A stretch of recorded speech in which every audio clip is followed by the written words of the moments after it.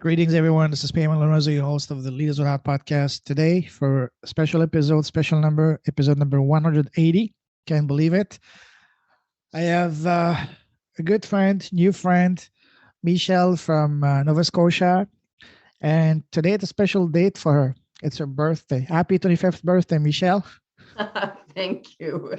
You're welcome. We'll talk about How that in a did you know moment. I was 25? Oh, it's in the air. Yeah. I can see it. I can see it in your eyes. But anyway, so yeah, we had a wonderful chat. I would say a few weeks ago, we connected through a common friend, a good friend of ours, Poirier. I had him on my podcast a little while ago.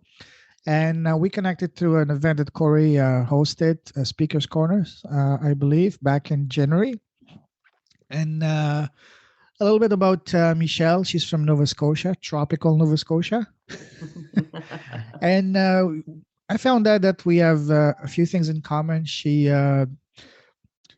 lived and worked in Cebu, Philippines, beautiful Philippines for a while, and I spent a lot of time there myself. So as soon as I heard about that, I said, "Wow, that's a good one. I need to bring you on the podcast because there's a lot of lessons we can learn and share from that." And then so she worked there for 6 years. She was at the time she was teaching English ESL in Korea, in South Korea, and an opening just opened up in the Philippines, and she just took it, and the rest is history. And we're gonna talk about that. And yeah, while there, she did a lot of good things, learning about the culture. She also did her she did a dive master course and worked as a scuba diver for a while. It was awesome. She got actually married as well in the Philippines. Opened a restaurant, a Japanese seafood restaurant back in 2003. So there's a lot we can talk about it. And then she came back home in Canada and been building a business and a life here. Her business is she's working and helping educational leaders feel and be more effective, find more time in their in the very busy schedules. So there's a lot we can cover. Michelle, welcome to the show, my friend. Thank you so much, Payman, for having me here today. It's a Very pleasure to welcome. be. I thought, what a great way to celebrate my birthdays. I was To about to say that, yeah, but with a great gift, a podcast episode, you know. yes. An even bigger gift would be, I'll tell you later regarding the podcast. But yes, having your own podcast, you know, but that's a different story. Yes. Awesome. So I don't know if you remember last time we talked, I told you that the type of conversations I like to have are to have a look under the hood, so to speak, to see what's in your heart, to have a heart to heart conversation, hence the name Leaders with a Heart. Are you ready? I am ready. All I'm looking right. forward to it. Beautiful. Now we're gonna talk about all your amazing adventures and all your business and a bit later. But for now, for people who don't know you, tell us who's Michelle as a person and as a human being.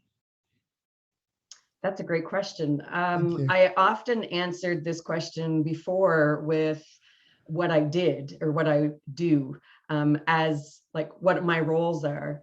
But now I've learned that answering that question with that I'm an empathetic person. I have a big heart. I feel things deeply. If they're wonderful and fantastic, or if they're tragic and sad, I feel them deeply. So learning how to manage some of those emotions and some of those strong feelings that come up has been certainly something that I've had to work on, because they can be overwhelming, they can be all consuming. So empathetic is a big part of who I am. But I love to laugh. I love to learn. One of my core values is growth. So stretching myself and growing for my own self personally, but also helping others grow and stretch for themselves too, is something that I'm deeply passionate about. Okay, I love to wonderful. golf. Golf is Mm, one of my passions as well. And beautiful. yeah, I like life. Life is good. Oh yes, oh yes. I'm with you on that. Now, I'm going to ask you a series of rapid fire questions to further get to know you. Ready? Okay. All right. What makes you happy? Oh gosh, on a superficial level, good food. Like I'm a foodie, um, but people connecting with others. I love my family. We don't connect as often as I know we could, but um, yeah, that makes me happy. Just being able to be with other people who you love, but also who love you. Absolutely. All right. The next question on the list of rapid fire question is what makes you smile? Oh, a good joke definitely makes me smile, but more so quick wit. I Okay. love witty people. I love people who can think on their feet very quickly. So I that definitely makes me smile. Awesome. What makes you come alive?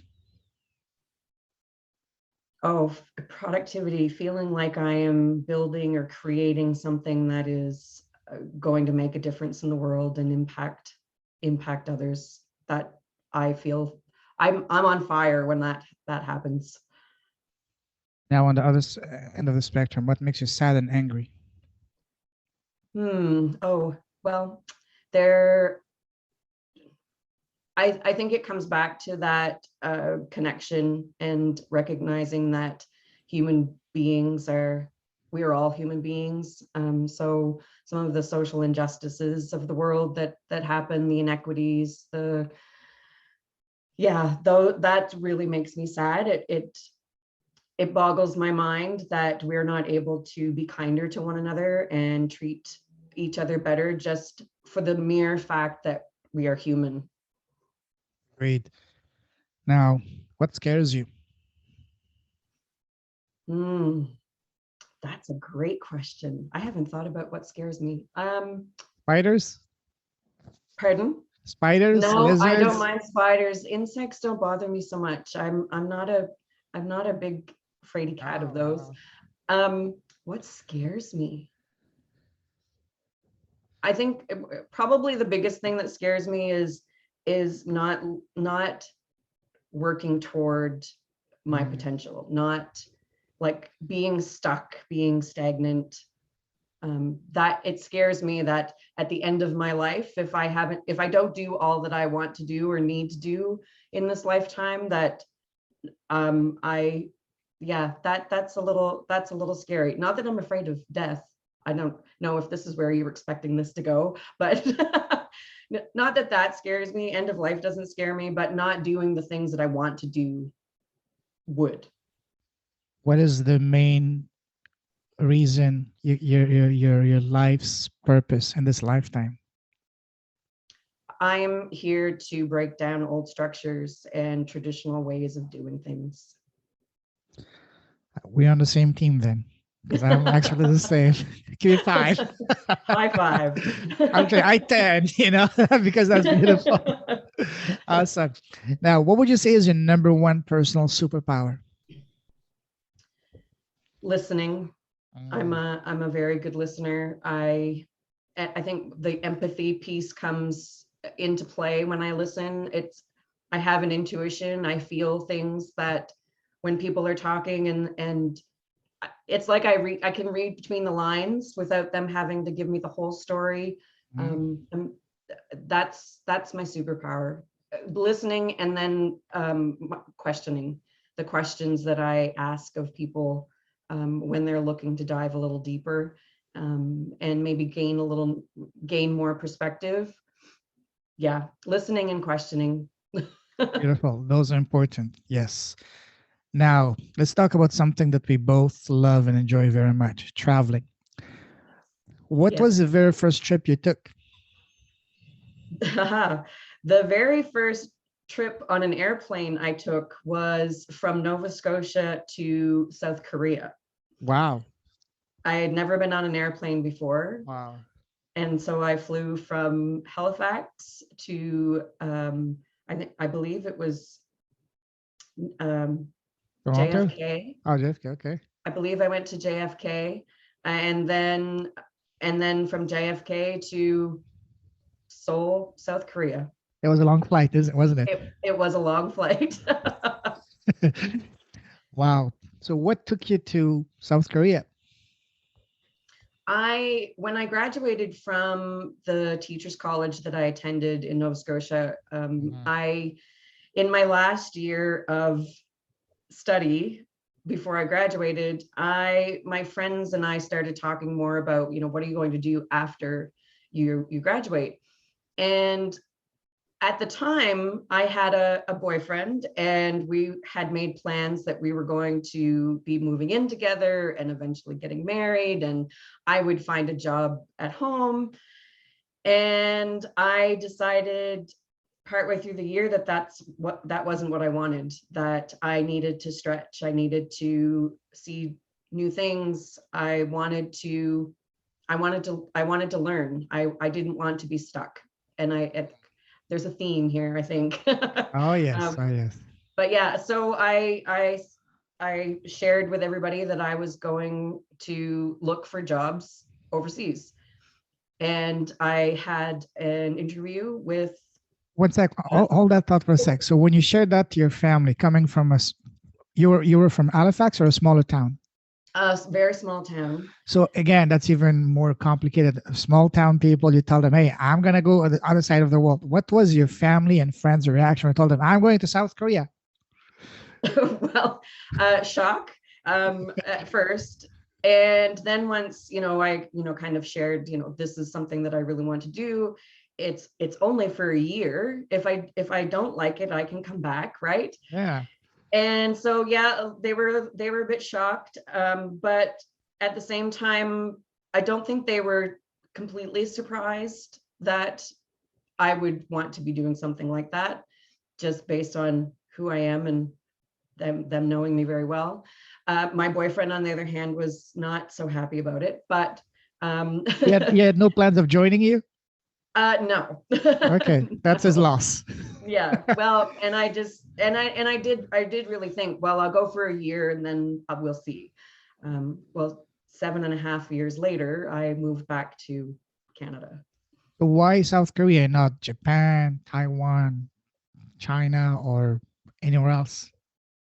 At the college I was attending, we had a Korean man who reached out to the college. He was looking to open an English academy in Seoul, and was looking to see if he could recruit from the college. And so we ended up, well, I say we because myself and two friends of mine, two classmates of mine, we all had interviews and we all got the job. He wanted more than one. And so the three of us ended up going to open this brand new English academy. Wow. So I'm sure before going to South Korea, you did some research, but there's nothing that prepares you really from all the research you do until the moment you land there. So Oh gosh, no. what was your when you landed in Seoul the first day or the first few days? Were you completely overwhelmed, or you were kind of expected what you're about to see, or? I think how I felt when I landed, we landed in the middle of the night, Oh, and wow. being very hospitable, our Korean boss and his family wanted to make sure that we felt welcome. So in the middle of the night, we were driven from the airport to their apartment, where they had Korean food ready for us, Wow. again in the middle of the night, which was lovely. It was our first taste, our first try of Korean food. You had never So tried that Korean was food before going there? no. I'm sure in your small town there was no Korean restaurant, right? There are no Korean restaurants still. Ah, that might be a business opportunity, if you Yes, still there. yes. We have a fusion restaurant that does a little bit, but yeah. Okay. So then, was it easy or hard for you to settle in and integrate into your new reality in Korea? From my recollection, because this was in 1997, Wow. it's been a while, but see, and still I'm only 25. It's amazing. I Um, know. So you were 12 back then? yes, I was very, very young. Um, I felt, for myself personally, I can't speak for my friends, but for myself personally, I felt like I was a sponge. I just was ready to learn and to listen, and really, I knew I was not, I knew I was in a different culture, that I, kind of, when in Rome, do as the Romans do. I didn't want I didn't want to offend anybody. I wanted to kind of learn as much as I could about the culture and how I fit in it, or what my role was while I was there. So um, it was beautiful. And the food is amazing. I would go back just to eat. But yeah, it was a bit overstimulating in the beginning. But again, I felt more like a sponge than, oh my gosh, what am I doing here? So prior to arriving in Korea, did you spend any time learning the language? Not beforehand. When I was there, I love languages and I love learning language. So while I was there, I bought a Korean dictionary. I attended some Korean language classes because I wanted to be able to, again, be a respectful visitor in their home. And so I learned some, but I also wanted to be functional. I wanted to be a little more independent. I didn't want to rely on other people for, being able to get into a taxi cab and direct them to my house, or I wanted to be able to order food in a restaurant. Again, showing respect for, I knew that I was a visitor, that I wasn't part of the culture, but I wanted to show that I respected. How long did it take you from the moment you arrived in Korea in order for you to be able to get by in Korean and the language? Probably a few months. I mean, we I was quick to pick up on the most important ones, or the ones we use the most, like how much is this, and where is this or that. Yes, yes. Those functional survival expressions were pretty quick. What was your biggest challenge initially in Korea? Probably the work culture, how business is conducted, and how it kind of the mindset around business, I think, is more. I mean, we're very gung-ho here in business, but in Korea at that time anyway, and maybe things have changed since then, it's been quite a while ago, but at the time it was very, very linear, very strict, very rigid. And this is the way things are done, and this is the way things are not done.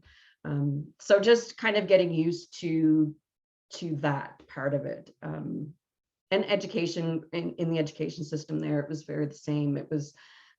Everything was timed, everything was scheduled, everything, there were students were going to after school programs and tutoring and all kinds of lessons, even in all hours of the night. So there was school, but then there were extras on top of that. Yes. So that was a bit of an adjustment as well. Mm-hmm. And were you working in Seoul proper, or in a different city? We were just outside. We were about an hour outside of Seoul in Bundang. Okay. So it took, by bus, it was about an hour from Seoul. Okay. And was it easy for you to make friends with the local people there? It was a little more challenging just because of the language barrier, but in our neighborhood where our apartment was and where our school was, or our academy, we had, local restaurants and bakeries and retail places that they got to know who we were. So they were always very welcoming and always greeted us and they tried to communicate with us. We tried to communicate with them. But yeah, it was a little more challenging. On the other side of that, there were a lot of people in Korea who speak English. So it just depended on where you were, in what city or in what area you were in, as to whether we were meeting people who spoke English or people who were willing to try with us to speak our Korean and their English. So in the 7 years that you spent in Korea, did you get to live and work in other cities, or you were mostly in Seoul? Well, I actually only stayed in Korea for a year, Oh, yeah, and okay. and then I got the opportunity to apply to a Montessori school on Boracay Island in the Philippines. We'll get to And that in a moment. Okay. That's yes, another chapter. yeah. Absolutely. So yeah, Okay. I was only in Korea for about a year. Okay. What was the one thing in Korea that completely surprised you and blew your mind and in a positive way? Oh gosh. There are some beautiful places Oh, in yes. Korea. Absolutely gorgeous. Also, the food, the Mhm. food blew me away. There's fresh seafood, like just fresh vegetables, just delicious, fantastic food. For me, when I first went to Asia back in 2010, I went to Bangkok. What really surprised me the most was how faster and much better the technology was compared to back home in Toronto. Oh The yes. internet was so much faster in Bangkok than anything I was paying here in Oh Toronto. I wow. couldn't believe it. For example, in Toronto and the subways, you have no reception for the phone, whereas in Right. Bangkok, no problem. And it was that's the thing that really I was not expecting that. Yeah. You know. Yeah. I think on that end, I could also say the public transportation Oh system yes. was excellent, Oh with the yes. subways, with busing, like the buses, and even taxis. I mean, Oh it yes. was very well organized. So when you get initially when you were not speaking much Korean and just getting in a taxi, telling the cab driver I'm going to this place, was it easy for them to understand them? Because me in China, it was almost very frustrating. Yeah, that was very difficult. We before we started taking taxis, we just took the bus and the Okay. subways, rather than trying to express or help or communicate where we wanted to go. Unless we had a map. If we had a map, it was Okay. easier to show. But even no, we rode the bus most often, Mhm. and or the subway. Because in China, even if you pronounce the location correctly, because you don't have an Asian face, the driver would, because most of the cab drivers would be from the provinces, the small towns, that never seen a Right. foreigner, they'll completely freeze. You have to repeat it 4, 5, 6 times, still don't understand you, and then finally it showed on the phone the characters written in Chinese. Then they would say, "Oh," at first it was kind of charming, but after a while it became very frustrated. I've completely Yeah. stopped even saying it in Chinese just to show them the place, like on the phone. Yes. The phone is Yeah. what really saved me. So you, when you were in Korea, was before the cell phones and all that. How did you get by? Yeah. Well, That was very challenging. I can imagine. well, we didn't know any different, right? I Yes, mean, we yes, didn't yes. know that there Did you were get some going of to your be. friends to write the directions, say in Korean and wherever on the back of a business Yeah, card? we had an amazing couple of people who were related. They were part of our boss's family who did speak English, Good. and would listen to our broken Korean. Um, but they would help. If you want to go here, they'd write us a note and they'd say, "Here, give this to the taxi driver," or ask this question, like give the note to the people at the store if this is what you're looking for. Particularly, if we were sick, going to the pharmacy, we would ask them for help. Like, this is what we want to, this is what we need, or this is what we want, and can you help us get it?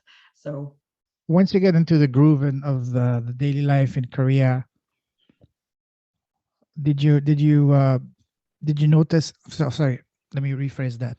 So when you were in Korea living there, did you have any buyer's remorse of why did come to Korea? Or were you like, oh my God, this is the best place ever?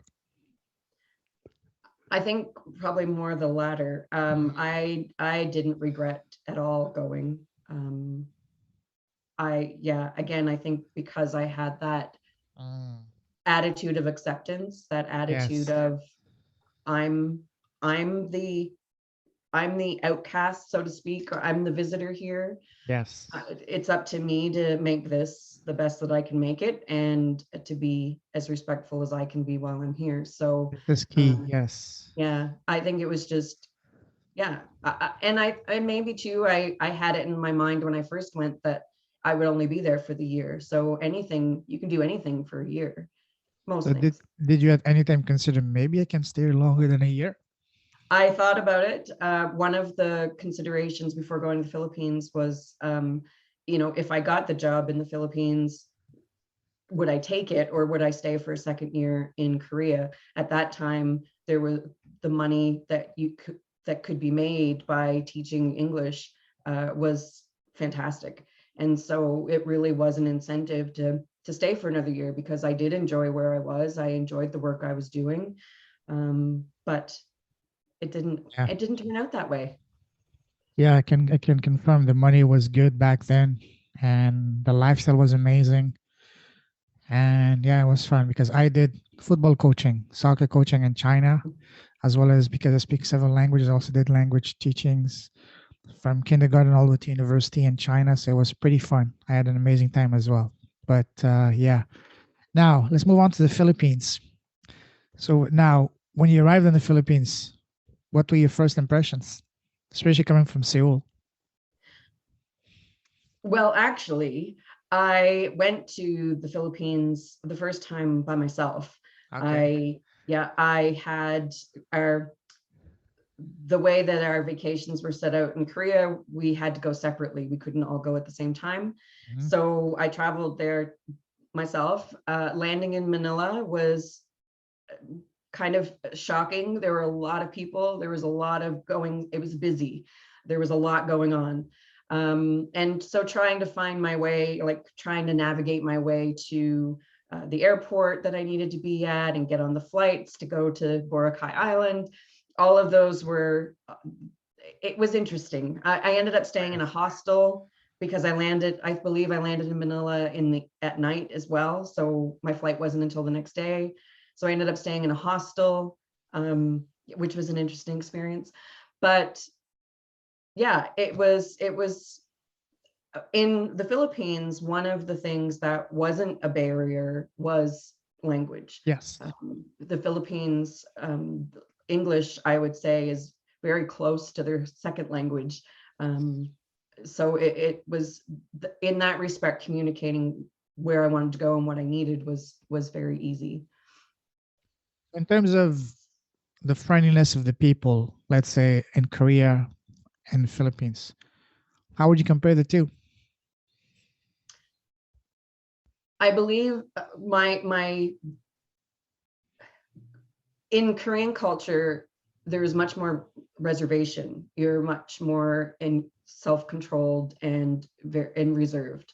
Mhm. Um, there are there are ways to go about expressing when you're not happy about something or when you are happy about something. It's a much more reserved culture, a disciplined quote unquote culture, if you will. Versus in the Philippines, there's much more there's much more liberation. There's much more flexibility. There's a lot of joy. There's a lot of singing. There's a lot of um, laughing. They truly try to live life in the best way that they can, and that was a big difference between Korea. Not saying that Koreans don't live life to the Oh fullest yeah. either, just in a Mhm. different way. Yeah. How they express and how they demonstrate that is different. Yeah, that is the Spanish influence. Plus, if you add that the Pacific Islander way of life, of course, they're much more outgoing and friendly. I noticed that as well. Now, in the Philippines, so how long did you work in the Philippines? I lived in the Philippines for about 6.5 years. I did end up going back to Korea for like a 7-month contract to teach Mm. English again in between. But yeah, about 6.5 years on Boracay. So you spent most of the time in Boracay, or did you live and work in other cities as well? Because you mentioned No, just Cebu. Boracay. Boracay Island was where I was at. Wow. this is the best way to live in paradise. I would never leave that, Wow. It was hard. Oh yes, oh yes. I mean, at any time it became almost like boring to be always waking up by the sounds of the waves and the palm trees and all that. Or Hmm. The roosters. yeah. Oh yes, there was. You don't need an alarm clock there. Yes, yes, yes. Did you what? Did you try balut? Were you there? No, I did not. That Why was one not?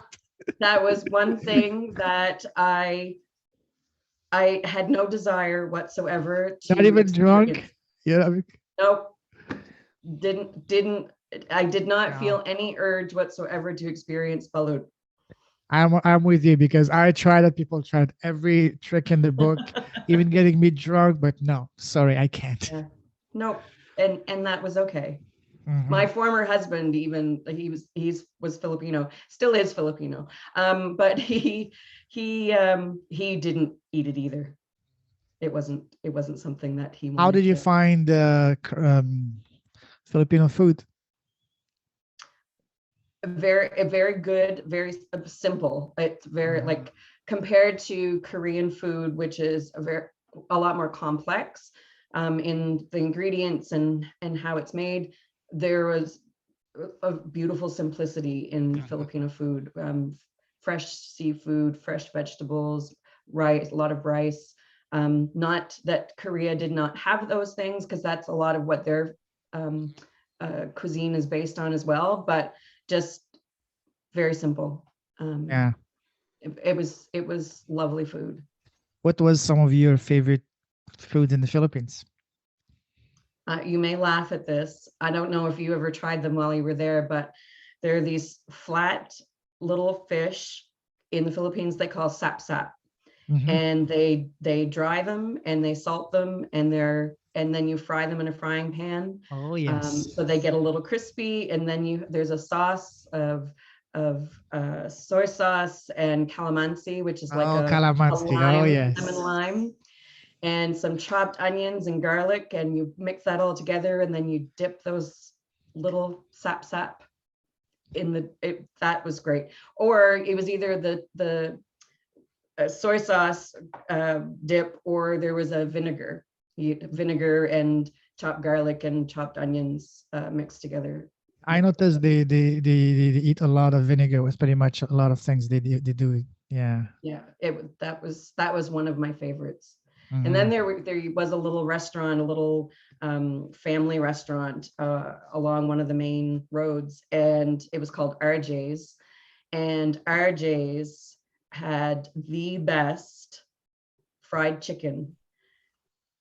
It by far beats any fried chicken I have ever had since, and before. They had a great little, Was it a chain or just a mom and pop shop? just a mom and pop, just a Ah. family working their butts off to make ends meet and In live Boracay? in Boracay. All Yeah. right, noted. Okay. I don't know if it's still there or not. Again, this was a long time ago, but That's I hope they still are because I yes, love chicken. In the Philippines, some of my favorite food, I mean, was manginasal. Especially, I love the chicken, the grilled chicken. yes, Every yes. time I go there, the first week I go at least once or twice a day, and they always ask, "Sir," with a very charming accent, "Sir, you want only rice, unlimited rice?" And no, I want unlimited chicken, please. Yes. I Yeah, love that. there was so much good food in the Philippines Oh, too. and the alo alo, I love Yeah, that halo too. halo is an interesting Oh yes, concoction, but delicious. not the most healthiest, but No, it's so but delicious. why Yeah, not? exactly. Wow. So now, how is it working in the Philippines compared to say Korea? Again, it comes back to there. It was a very laid back. Oh yes. It was a little more laid back, a little more flexible. Yeah, I worked in a Montessori school for 4 years as a classroom teacher and then as a teaching principal. So it was, again, there was a lot of joy, there was a lot of laughing, there was a lot of fun kids played, and just had a good time with each other. Not saying that they didn't have their arguments or their disagreements, because they certainly did. But yeah, no, it was warm all the Yeah. time. It was wonderful. So when you're working in a paradise-like environment, a job you love, you like doing, making good money, did you ever get the feeling that, hey, I might as well stay here. Life is good here. Well, I will say that I took a very big pay cut to work and live in the Philippines, because the Okay. money working in the Philippines is not the same as working in Korea Sure. at that time anyway. I'm could be different now. But no, I chose the lifestyle over Mm-hmm. the earnings. Mm-hmm. I made very good money for living there, Sure. but it definitely was different. And so yeah, the lifestyle was the bigger option, the bigger choice to stay. Mm-hmm. So what made you come? What made you leave the Philippines? Well, my former husband and I had opened a Japanese and seafood restaurant on the island, and we had business partners, and we started the business partnership, the relationship between what they wanted and what we wanted started to go askew. We started to go kind of down different paths and different ideas of what the direction of the restaurant could be, and our roles in it. And so we asked them if we could buy them out, and they refused. So we said, "How then you can buy us out." It was to the point at which it was disappointing. It was really disappointing to not be able to meet together on that. So Sure. I ended up moving back to Nova Scotia in 2004. Mm-hmm. So now that you worked, from what I understand, at least in three different countries: South Korea, Philippines, and now Canada. Mhm. How would you compare the three different working cultures and working ways of working? Huh, that's a great question. Um, That could be the topic of a wonderful book. Seriously. it could be. I right off the top of my head, without ever having thought of that before. So great question. Yeah.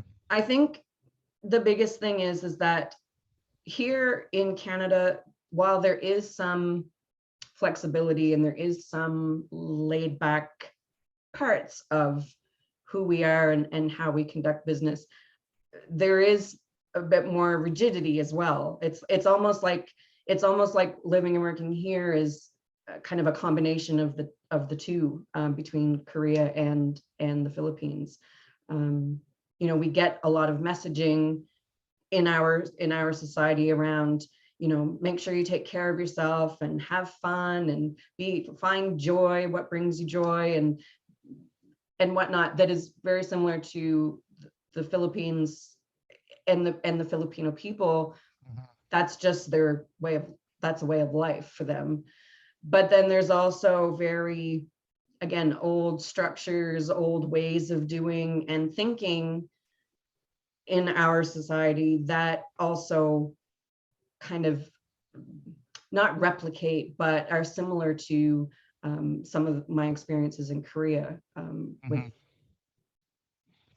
What is the number one lesson you learned from working in Korea? And then I will ask you the same thing. Number one lesson you learned working in the Philippines. Number one lesson in Korea was self advocacy skills. Be able to advocate for yourself, and have a voice. Ask for what you need and what you want. Oh yes. Um, that was a big lesson for me and for my two friends. Um, and in the Philippines, my biggest lesson, I believe, was don't take life so seriously. Indeed. That's powerful indeed. And two very powerful lessons that complement each other. Yes. Yes. Now, looking back at your experience working in both South Korea and the Philippines, how has that prepared you and benefited you upon returning back in the workforce in Canada? there's such there's such a vast amount of knowledge that you gain about yourself and Mhm. about others, particularly on a global perspective, Yes. that you gain when you travel. There's living in other cultures, being the minority in another country, in another society, is truly one of the best experiences I have ever had in my life. Knowing that it's like your mind opens so much to the possibilities, but also to other ways of doing and other Mhm. ways of being, that my quote unquote way, or how I have learned and been brought up, is not the only way to be and Absolutely. do. And that's something that when I moved back to Canada was actually kind of a hard thing to not remember, but express, because if you haven't traveled, or if you don't have experiences that can help you relate to the experiences I had in traveling, it's very difficult to express or have other people understand what that feels like or what that is. And so when I first came back, it was almost a little lonely, because if somebody asked me about my experiences and I started to talk about them, I could see the glaze over in the eyes, that there was a point at which they stopped listening, because I don't know, my gut feeling is that there wasn't enough that they could relate to. Okay. And so it just wasn't as powerful to them as it was to me. Yeah, I've totally relate to that because for me as well, after living in all these countries, coming back, I really have a hard time connecting with people because they don't have the same thing. When I start, just like you said, when I start talking to them, they just zone out. And sometimes I Mhm. found myself almost like, you know, um, what's the word I'm looking for? Almost talking down, not talking down, but limiting what I share because I know they can't relate. So I just keep it very overview, artificial way as opposed to going deep. And I Correct. can't. And this is what one of the things I miss the most. Yes. Yeah, absolutely. Well, because it doesn't validate your experience. It Yeah, doesn't validate, it doesn't validate, it doesn't validate you when people yeah. don't listen, or kind of shut down. One of the looking at it, one of the biggest mistakes I made wasn't a mistake, more like a naivety. Being, was initially when I first started my online business, living the laptop lifestyle, living in It, Brazil, Argentina, Thailand. At first, I was all excited, sharing on Facebook. Hey guys, look at what I'm doing here in yeah, Bangkok. What I can get for next to nothing. Getting custom made suits for $100 and things like that. And flying on a whim on a weekend for the cost of a pizza, $20 to the islands and Thailand, or for $50 to the Philippines and all that. I was young and naive. I was just sharing it. And then I noticed very fast that people were just completely zoning out, not even mhm. ignoring me because they can't relate to that. Especially if your only taste of traveling is just 1 week in a resort in Cuba or Mexico or Florida. Right. So And that's not to say that those no. experiences aren't wonderful, because I've done those too. Hmm. But there is a depth of Yes. experience, or that goes along with actually living somewhere, in the culture and being part of that. Um, yeah, so it's not to say, I certainly don't mean to dismiss anybody's experiences. That's, we we do what we do, and Yeah. but at the same time, I almost wonder, Payman, if part of, posting on Facebook and sharing experiences and whatnot is sometimes, I know, seen as or believed to be kind of bragging or Yes. boasting, or look at how wonderful my life is, which so much of social media is now, we always get the picture perfect stuff. We, never mind the amount of fighting or disagreements or Oh yeah. conflict or whatever that went behind the scenes to get that perfect, beautiful picture. But yeah, it's that can be a barrier too, to having Yeah. people listen and hear. And that's why I stopped. I learned very fast that I stopped sharing what I was doing, and that's why on Facebook, I only use Facebook for business. For a few years, I had two accounts on Facebook, one for friends and family, and one for people that are like-minded that I meet on the road because they Right. can relate to me. And yeah, so but again, it was not, I was not trying to boast. I was just trying to share and open people's eyes, especially Mhm. my cousins, my friends that I grew up with. Hey guys, you can have that too. And I offered a couple of them, hey, I will pay for your ticket. Just come here. I will take Yeah. care of you. But they say no, and they would always come up with excuses. And then I understood that, hey, maybe this is not the lifestyle for them. Just respect what they're doing and let them do what makes them happy. So Yep, exactly. awesome. Now, wow. I don't know. Have you written a book yet? I'm in the process of. Oh wow.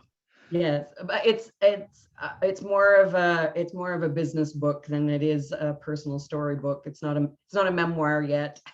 Oh, okay. I see. Yeah.